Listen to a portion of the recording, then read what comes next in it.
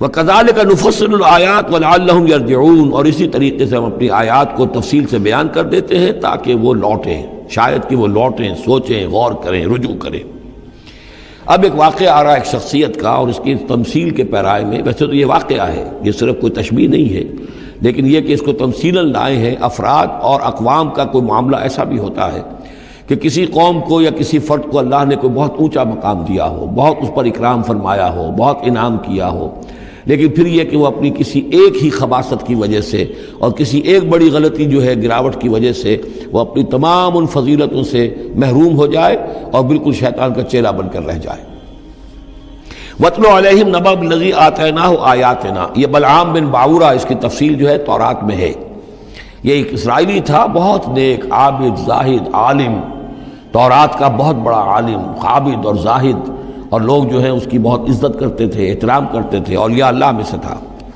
وَاتْلُ عَلَيْهِمْ نَبَأَ الَّذِي آتَيْنَاهُ آيَاتِنَا، نبأ ہے اس لیے یہ واقعہ ہے، یہ صرف مثال نہیں ہے۔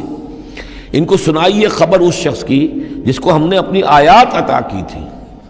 اس سے میں یہ مفہوم لیتا ہوں کہ صاحب کرامت بزرگ تھا، یعنی جو آیات جو ہیں یہاں پر خاص طور پر کرامت کے لیے آ رہا ہے۔ فَانْسَلَخَ مِنْهَا، وہ اس میں سے نکل بھاگا۔ فَأَتْبَعَهُ الشَّيْطَانُ، تو شیطان اس کے پیچھے لگ گیا۔ یہاں بھی ایک نکتہ بہت اہم ہے، پہلے انسان خود غلطی کرتا ہے، شیطان مجبور نہیں کر سکتا کسی کو غلطی پر۔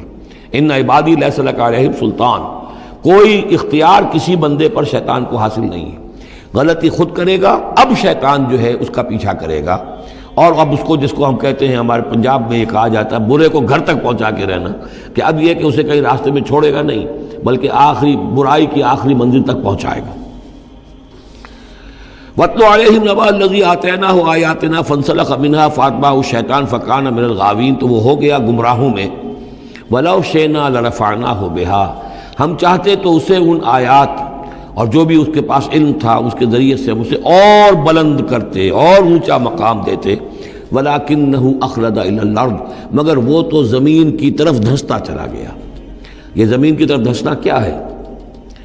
ایک ہمارا جسد ہے، یہ حیوانی جسد، یہ زمین سے آیا ہے، منہا خلقناکم، اور اس کے تقاضے ہیں۔ ایک وہ روح ہے جو عہد کر کے آئی ہے الستو بربکم، ان کے درمیان کشاکش ہے۔ روح چاہتی ہے اوپر اٹھنا، کل شیء یرجع الی اصلہ، ہر شے اپنی بنیاد اور اپنی جڑ کی طرف، اپنے منبع اور سرچشمے کی طرف لوٹنا چاہتی ہے، لہذا روح اوپر اٹھنا چاہتی ہے، وہ اوپر سے آئی ہے۔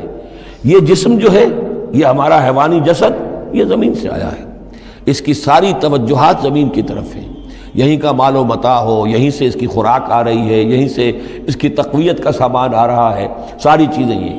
اب یہ جو کشاکش ہے، انسان کی روح وہ اللہ کی طرف جانا چاہتی ہے، اور یہ جسم جو ہے یہ دنیاوی لذتوں میں، عیش میں، دنیا کے اندر جو ہے حلال سے حرام سے جو بھی حاصل کیا جا سکے، بابر بعیش کوش کہ عالم دوبارہ نیست۔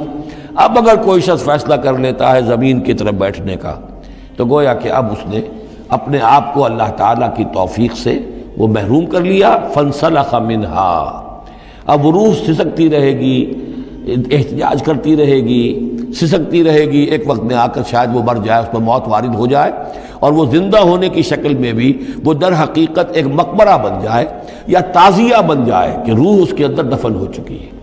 تو نظر آ رہا چلتا پھرتا انسان، حقیقت میں وہ انسان تو مر چکا، اندر روح جو ہے وہ دفن ہو چکی، اب جو چل رہا ہے وہ حیوان انسان چل رہا ہے، وہ انسان جو تھا وہ تو مر چکا۔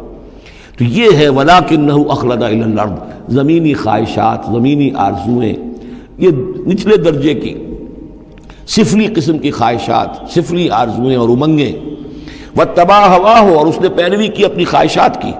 فَمَثَلُهُ كَمَثَلِ الْكَلْبِ، تو اس کی مثال کتے کسی ہے، ان تحمل علیہ یلہس او تترکہ یلہس، وہ ہر وقت ہی ہانپتا رہتا ہے، کوئی اس کے اوپر بوجھ رکھیے تب بھی ہانپے گا، اور ویسے بھی وہ اس کی زبان باہر نکلی ہوتی ہے، ہانپتا رہتا ہے۔